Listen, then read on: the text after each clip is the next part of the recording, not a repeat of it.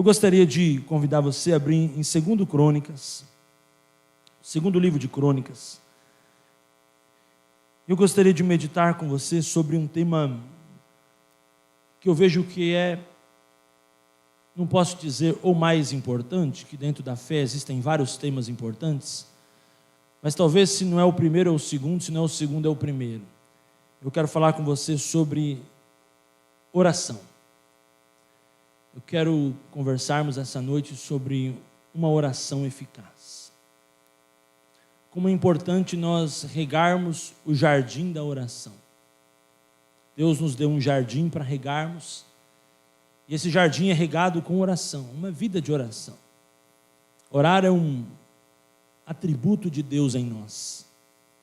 É desejo de Deus que oremos, é vontade de Deus que vivamos e possamos orar em todo o tempo, e não há oração que não possa ser respondida. Deus tem prazer quando um filho dele se apresenta em oração. A oração, ela é a chave para tantas coisas na nossa vida. Não há nada que aconteça sem oração. Todos nós somos fruto da oração de alguém. Já parou para pensar nisso?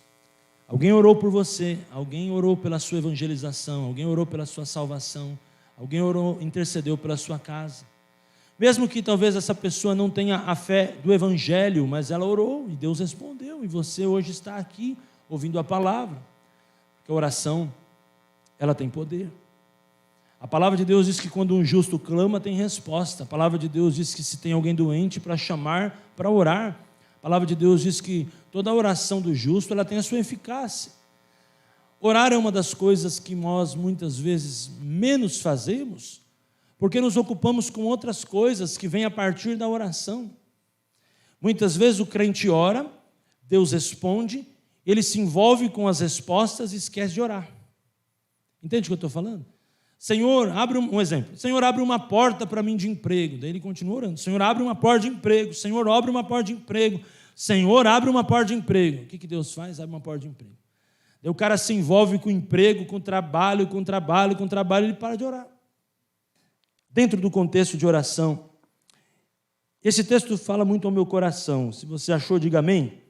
2 Crônicas, capítulo 1, versículo 7. Eu peço ao Senhor que abra as Escrituras e revele o seu coração ao nosso coração nesse tempo, em nome de Jesus. Naquela mesma noite, Deus apareceu ao Paulo Moraes. Na minha Bíblia está isso aqui, ó. Eu não sei, se você crê, você pode colocar seu nome aí, tá? Você crê nisso? E ele diz aqui, naquela mesma noite Deus apareceu a Salomão e lhe disse, peça o que você quer que eu lhe dê. E Salomão respondeu, foste muito bondoso com Davi meu pai, e me fizeste reinar em seu lugar, e agora, ó Senhor, Deus cumpra a tua promessa feita a Davi, meu pai, porque tu me constituíste rei sobre um povo, numeroso como o pó da terra. Dá-me agora sabedoria e conhecimento. Olha um tipo de oração que Deus responde. Para que eu saiba conduzir-me à frente deste povo, pois quem seria capaz de governar este grande povo? Deus disse a Salomão, viste que foi este o desejo do seu coração. Então, Deus não está falando para ele sobre o que saiu da boca, mas Deus está olhando para ele o que está no coração. Porque oração não dá para enganar Deus, irmão. Eu vou fazer uma oração eloquente, mas aqui dentro está uma zoeira só. A oração não é o que sai daqui, a oração é o que está aqui, ó. Deus falou assim, ó, eu estou vendo o que está aí dentro, desejo do teu coração, e você não me pediu riquezas, bens, honras, nem a morte dos seus inimigos, nem tampouco pediu para governar o meu povo, sobre o qual eu constituí rei. Sabedoria e conhecimento lhe serão dados, e eu lhe darei também riquezas, bens, honra, como nenhum rei antes teve depois de você, antes de você, nem tampouco haverá depois. Salomão voltou para Jerusalém, da sua ida ao lugar alto que ficava em Gibeão, de diante da tenda do encontro, e reinou sobre Israel. Você pode dizer amém? Conseguiu entender algo profundo aqui? Agora nós vamos para o Novo Testamento, vamos para Mateus 26. Oração do Getsemane. Então eu vejo duas orações, uma oração de sabedoria, uma oração de inteligência e uma oração do Espírito, que é o que nós vamos ler agora. Já tem 2 dicas aí para nós. Mateus 26.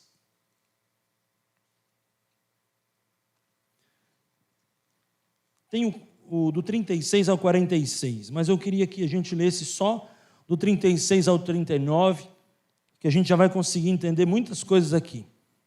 Achou aí? Glória a Deus. Então vamos lá. Em seguida, Jesus foi com eles a um lugar chamado Getsêmani. Getsêmani é a prensa da azeitona, é o lugar onde se forma o azeite. Então, Jesus vai para esse lugar.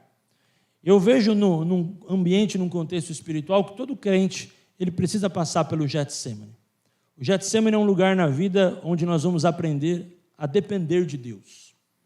Onde as nossas forças elas vão embora, onde a nossa dependência é totalmente de Deus. Eu sei que é uma coisa muito louca eu falar o que eu estou falando agora. Por quê? Eu me vejo por mim mesmo. Antes de me envolver mais com o ministério, eu trabalhei numa empresa multinacional, trabalhei no secular, antes de Deus me chamar para a obra por completo, e eu fiz um curso de gestão, de administração de empresas. Minha graduação é essa. E na graduação a gente aprende, como administrador, que a gente tem que ter o controle de tudo.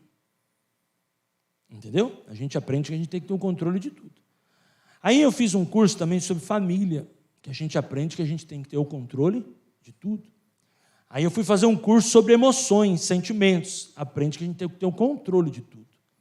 Agora a gente vai para o Getsêmani, a gente aprende que a gente não tem que ter o controle de nada, que é Deus que tem que ter o controle de tudo. Andar no Espírito não quer dizer que tudo que eu aprendi está errado, mas quer dizer que quando eu ando no Espírito, eu sei que para as coisas espirituais, quem tem que governar é Deus, não é eu. Quanto à minha família, às minhas emoções, eu tenho que me governar, porque tem muito cara que é muito bom de espírito, mas é língua solta. Bravão, descontrolado emocionalmente. Tem muita gente que tem uma unção, mas não tem comportamento, inteligência emocional nenhuma. Então, eu vejo que é um conjunto de informações, mas trazendo para o contexto de oração, Jesus está dizendo no Getsêmani que o Getsêmani representa um lugar, mais do que um lugar geográfico, para nós um lugar espiritual, onde nós vamos aprender em Deus, por isso que a oração nos ensina isso, a perder o controle e dar o controle na mão de Deus. Eu me lembro de Ezequiel, quando ele fala das águas, você já viu esse texto? Que fala das águas que dão nos tornozelos, as águas que dão no joelho, as águas que dão nos lombos. É como entrar na praia, né? Já fui na praia, né? Não é pecado ir na praia, não. Quem já foi na praia? Tem uns irmãos que levantam a mão assim, levanta a mão aí, crente. Você toma água de coco lá, come camarão e nem convida, hein? Deixa quieto. Então vamos pensar, você vai na praia, daí você entra nas águas. Não dá para entrar por aqui. Você tem que entrar numa dimensão de entrega. Aí você entra na água ali. Aí você começa a entrar na água, daqui a pouco as águas batem no seu joelho. Aí você decide, peraí, eu vou voltar ou vou avançar. Aí daqui a pouco talvez as águas estejam nos teus lombos. Aí você dá algum passo, daqui a pouco a água cobre você e você tem que ir a nado. E o profeta Ezequiel compara isso com a experiência com o Espírito. Quando ele fala ali de entrega das águas mais profundas, e ele fala ali também sobre o quê? Sobre tirar um coração de pedra e trazer um novo coração. O novo coração nos deixa viver o novo de Deus e nos dá uma nova vida de oração. Se você muitas vezes está orando com um coração antigo, você vai orar com métodos antigos, com objetivos antigos, e você vai querer ter o controle da oração. Mas quando eu entro no Espírito, recebo o coração de Deus e entro num coração espiritual, eu entendo que a oração, eu apenas começo, quem vai governar e dar o controle da oração é o Espírito. Você já percebeu quando você começa a orar em Espírito, você começa a orar, e daqui a pouco vem outros motivos no seu coração, daqui a pouco você começa a adorar, começa a cantar, vem outras coisas. Por quê? Porque ali, quando você entende que você não deve ter o controle, mas perdeu o controle, o Espírito assume o controle, ele vai trabalhar com os desejos do teu coração, que é aquilo que você talvez se motivou a orar, mas ele está gerando a vontade dele no relacionamento. Porque no relacionamento com Deus, irmão, quem deve prevalecer é o próprio Deus. E na oração do Espírito eu me quebranto, eu entro, eu me acho mais profundo, eu vou nadando mais profundo, eu vou entrando numa dimensão com Deus mais profundo, e eu vou descobrindo as profundezas de Deus. Sabe por quê? Se você vai numa praia e entra só na canela, você vai ver aqueles peixinhos desse tamanho, nadando. Sabe aqueles peixinhos que você vê lá, que você vê na areia? Agora, se você vai mais profundo, entra num nível maior e vai mergulhar, lá você vai ver peixes maiores, você vai ver coisas, porque quanto mais a profundeza, mais a beleza da tua visão. Pensa nisso no mundo espiritual. Quanto mais profundo for o teu relacionamento e o meu com Deus, mais a ótica vai ser de controle de Deus. Eu perco o controle, porque eu estou nadando de uma forma, mas quando eu estou com snorkel, eu estou nadando com recurso, mas chega a um nível de mergulho que você tem que entrar com um cilindro. Não sei se você já teve essa experiência. Eu me lembro de uma vez que eu paguei um mergulho desses assim e fui num negócio desse. E não é pôr o cilindro e ir, você tem que ser treinado. Você tem que passar horas lá, sentar com o cara para ele explicar como usar o cilindro.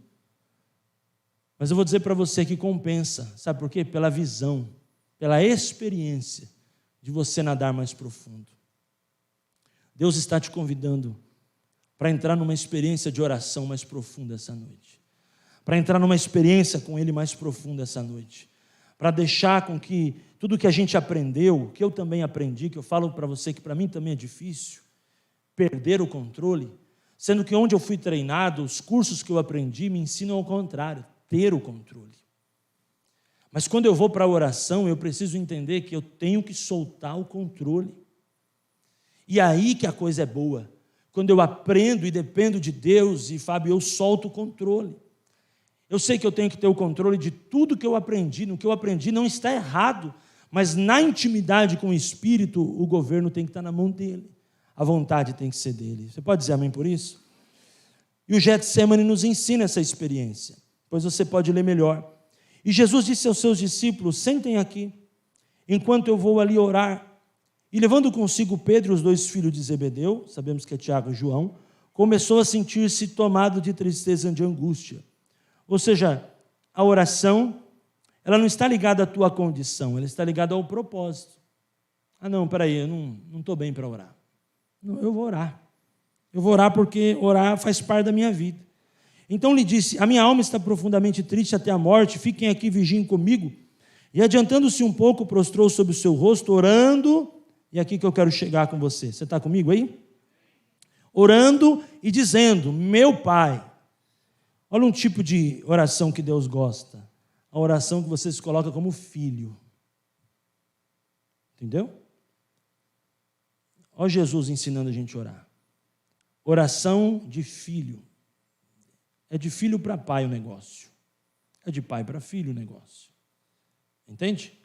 Ele não está dizendo aqui a teu servo: Senhor, aqui quem está orando é o advogado, sob número de OAB. Senhor, quem está orando ao Senhor é o doutor ortopedista, sob CRM. Deus não tem nada disso. Deus quer que você o chame de pai e Ele o chame de filho. Lá fora, para os negócios, funciona a OAB, o CRM, faça mesmo, vá em frente. Não espiritualize tudo que eu estou dizendo, não. Mas nesse contexto, é pai para filho, é filho para pai, e é aí que a coisa funciona. E eu tenho falado muito isso com os pastores amigos, né? Muitas vezes até a gente, né? Muitas vezes no ministério, a gente entende tanta coisa de Deus, mas o que a gente precisa descobrir é Deus como um pai. Tenta entender isso no seu coração hoje à noite. Uma oração que te revela a paternidade de Deus. Isso é demais, isso é poderoso. E ele diz aqui: se possível, que passe de mim este cálice, contudo não seja como eu quero, e sim como tu. Você está aqui? Você crê nisso? Eu quero te deixar algumas dicas para te abençoar. Primeira coisa que eu vejo, comparando essas duas orações, uma oração de sabedoria e de inteligência e uma oração no Espírito. Primeiro ponto que eu vejo, a oração que glorifica a Deus. A oração que funciona, a oração eficaz é a oração que glorifica a Deus. Tanto Salomão como Jesus, nas suas orações, exaltam Deus. Exaltam Deus. Amados, nós cantamos hoje, né, que os santos e os anjos depositam suas coroas ao Cordeiro de Deus. Nós sabemos que os anjos, nós sabemos que os anciões, os seres viventes o adoram 24 horas por dia, incessantemente, declarando: Santo, Santo é o Senhor dos exércitos, toda a terra está cheia da tua glória. O que rega o céu é a adoração. A adoração está ligada à oração.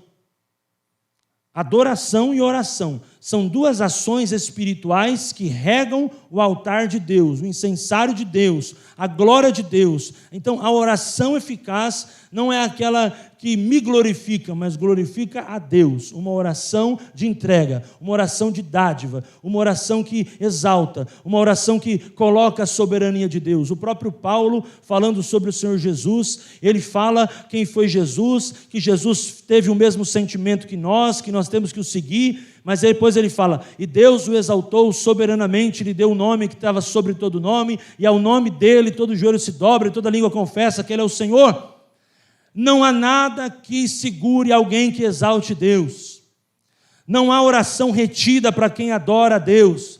Não há oração que fique bloqueada no mundo espiritual para quem eleve a Deus. Eleve a Deus com a sua oração, eleve a Deus, homenageie, honre, se coloque diante de Deus, sinta, porque nós lá no céu, irmão, nós não vamos trabalhar, vamos ser outro tipo de trabalho, mas o que nós vamos mais fazer é adorá-lo em espírito e em verdade o tempo inteiro, adorando e declarando: Santo, Santo é o Senhor dos exércitos. As respostas são certas para esse tipo de oração. Oração que bendiz o nome do Senhor. O próprio salmista, os salmos são adorações, são canções. E os salmos, eles são salmos de gratidão, de entoar louvores a Deus.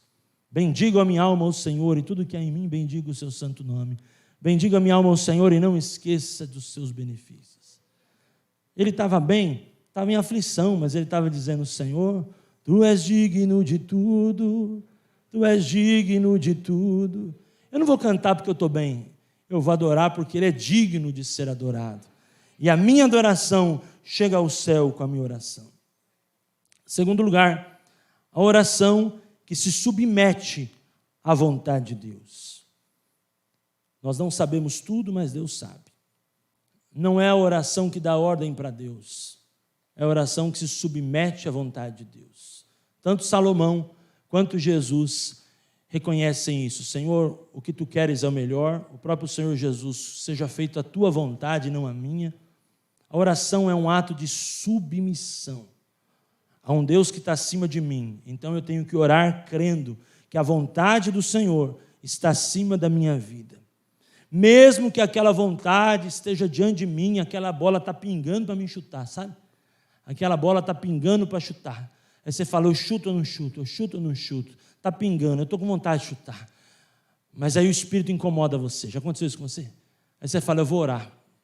Aí você ora, fala: Senhor, a bola está pingando. Você ora com um olho na oração e outro no gato, outro na bola.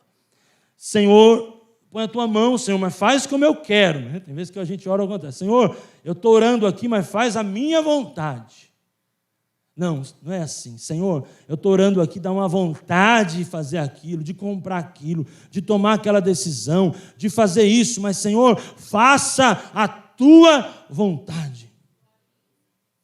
E muitas vezes vem um Espírito, te dá força, ele fala: vai lá, chuta que eu estou com você. Vai lá. Ou muitas vezes Deus vai falar para você: isso não é para você, filho. Isso só é um prato que o inimigo está colocando, um laço, para te encantar. O que eu estou fazendo para você, eu estou preparando o melhor que os teus olhos não viram, ouvidos não ouviram, nem subiu ao seu coração. Espera, porque eu tenho o melhor para você. Talvez essa noite você está assim, em alguma coisa, pronto para tomar decisão, pronto para chutar essa bola, mas Deus está falando para você: espera, porque eu tenho o melhor preparado para você. Então essa oração sua hoje, como que é? Senhor, eu me submetendo à tua vontade. Agora, você acha que a gente não tem vontade, irmão? Não deve ter medo, a gente tem vontade. A gente tem desejo. Lógico que a gente tem, porque crente não é bobo, não. Crente tem vontade, tem desejo. Crente tem hormônio. Não é verdade? Crente também desanima. Mas a gente tem que entender o seguinte: toda oração, ela não é pela ocasião ou pela circunstância, ela é pelo propósito. Jesus estava ali, irmão, nós sabemos que ali Jesus tinha acabado, pronto ali, para ir para o Calvário. O caminho estava pronto. A emoção, a angústia de Jesus, nós sabemos que aqui no Getsemane Jesus suou gotas de sangue, para você entender o tamanho da aflição que ele estava enfrentando. Mas essa oração é a oração que se submete à vontade de Deus. E sabe o que tem dentro dessa oração, antes de ir para o próximo ponto? A autoridade da oração. Porque mesmo que você se submeta à vontade de Deus, você está ali colocando a sua vontade, expondo a tua vontade, você, quando termina de orar, você ora em nome de Jesus. Não é porque tem submissão que não tem autoridade. O nome de Jesus te dá autoridade em submissão. Mas que negócio é esse? A autoridade é eu estar por cima da carne seca. Na oração, não. Você tem que perder o controle. Você dá a autoridade da oração, você tem. Mas o controle da resposta está nas mãos de Deus. Sim ou não? Porque você ora em nome de Jesus. Porque o nome de Jesus é uma arma espiritual. É uma arma de ataque. Você ora, você guerreia, você luta em nome de Jesus. Toda oração de qualquer pessoa, ela termina em nome de Jesus. É como se fosse a assinatura de uma carta. Você escreve a carta, depois, em nome de Jesus, assinado. Eu me submeto, mas eu tenho autoridade para me submeter. Por isso que eu entendo que quando eu sou filho de Deus, eu tenho autoridade. João 1,12, ele me deu o poder de ser feito filho. Ser filho não quer dizer ser um capacho. Ser filho não quer dizer, você não vale nada, ser café com leite. Não, eu sou filho, tenho autoridade, mas eu reconheço que o Pai sabe o que é o melhor para a minha vida. Você pode dizer amém por isso? Ore no nome de Jesus, vai ser bênção. Terceiro lugar, a oração que estamos dispostos a ouvir. Sabe qual é a oração eficaz? Terceiro lugar, a oração que estamos dispostos a ouvir. Porque a oração, muitas vezes, e sempre ela começa de nós. Senhor Jesus, quero entregar minha vida, minha família, entro na tua presença. A gente fala. Ou a gente chora, ou alguma coisa acontece. Algo te move a orar. Mas naquele momento, você precisa também entrar no silêncio de Deus. Para ouvir Deus. Não é um diálogo? Todo diálogo tem dois lados, os dois falam. Não é eu dar para Deus apenas o meu, como eu posso dizer, o meu desabafar, que a oração também funciona assim, não é? Muitas vezes você usa a oração e desabafa para Deus, que isso é muito saudável, viu? Tanto como terapia, tanto espiritualmente é bom você ir para Deus e vomitar aquela angústia que está dentro de você, pôr para fora. Isso é saudável, isso é bênção. Mas é muito importante, para que a oração seja eficaz, você ouvir aquele que você está orando. Espera aí, Senhor, fala comigo. Me dá estratégia. Agora você vai ter uma experiência tão pessoal, ou está tendo, ou vai ter, que Deus vai te responder de uma forma individual. Tem gente aqui que Deus vai responder com sonhos, tem gente que Deus vai responder com visões, tem gente que Deus vai responder com um papel e uma caneta na mão, te dando estratégias, e você vai ouvir nitidamente Deus falar, e você vai começar a escrever. Tem pessoas como o pastor Jorge, que Deus dá canções, Deus dá inspiração. Tem pessoas como eu, que Deus dá direções, palavras, e você tem que ter sempre alguma coisa do lado para anotar o que Deus fala, a unção que Deus dá, a estratégia que Deus dá naquele momento, porque o que contempla a oração é a graça dos dois lados. Que graça tem namorar sozinho? Que graça tem casar sozinho? Que graça tem viver sozinho? Tudo tem dois lados. Tudo é aliança, não existe aliança solo. Aprendemos ontem, né, no encontro de casais, um pouco sobre aliança. O que é aliança? É dois lados que se conectam. Então eu tenho o meu lado, Deus tem um lado dele. E o lado de Deus é me alimentar na oração. A oração é uma fonte para nós. Ela é uma fonte inesgotável. Eu preciso criar uma cultura de fonte. Eu preciso entender que mais do que um Google espiritual, a oração é o jardim que eu preciso regar todo dia. E em Deus eu vou encontrar respostas para a minha vida, num momento de oração, em oração. Pedir a Deus, fala comigo, Senhor.